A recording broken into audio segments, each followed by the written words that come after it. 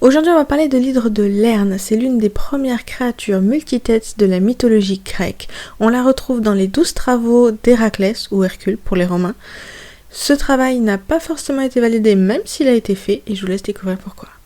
Fille de Typhon, le titan des vents forts et des tempêtes, et d'Échinida, une femme serpent, elle est élevée par Héra dans une caverne, dans les marais de Lerne, un argolide, ce qui lui a donné son nom d'hydre de Lerne. Elle a de nombreux frères et sœurs, dont la chimère qu'on a déjà vue, le sphinx et Cerbère. Née avec une seule tête immortelle, les autres mortels ont poussé plus tard. Tous n'étaient pas d'accord sur sa description et surtout sur le nombre de ses têtes. La plupart du temps, on la retrouve avec un corps de serpent et 5 ou 9 têtes. Dans d'autres versions, elle a un corps démesuré, ou un corps de serpent, ou un corps de chien et des têtes de serpent. Parfois des centaines de têtes. Dans tous les cas, sa tête immortelle, la tête centrale ou tête intelligente, est présente. En plus de ces têtes mortelles qui repoussent en double dès qu'on les tranche, son souffle est empoisonné. Elle tue instantanément avec sa magnifique haleine l'être qui le respire, même dans son sommeil. L'hydre fait régner une telle terreur chez les habitants de Lerne, en détruisant les récoltes et en mangeant le bétail, qu'Eurysthée, le roi de l'Argolide, choisit comme second travail pour Héraclès, Hercule, de la tuer.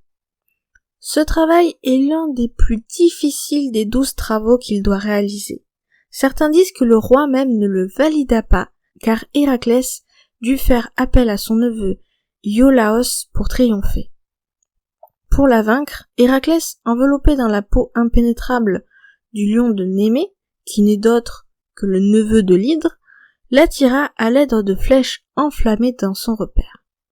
Héra, pour le distraire dans sa lutte, afin de sauver l'hydre et de se venger d'Héraclès qui vraiment elle détestait, elle lui envoya un crabe qui deviendra plus tard la constellation du Cancer, mais il l'écrasa et reprit le combat.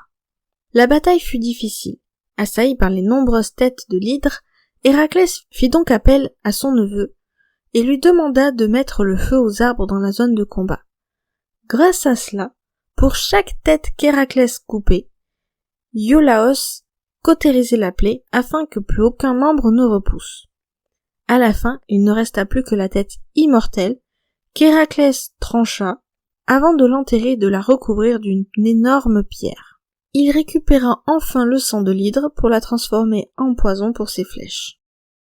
C'était donc l'histoire de l'hydre de Lerne. J'espère qu'elle vous a plu. Je vous dis à très vite dans une prochaine vidéo. Comme d'habitude, toutes les informations sont en description. Je vous dis donc bye!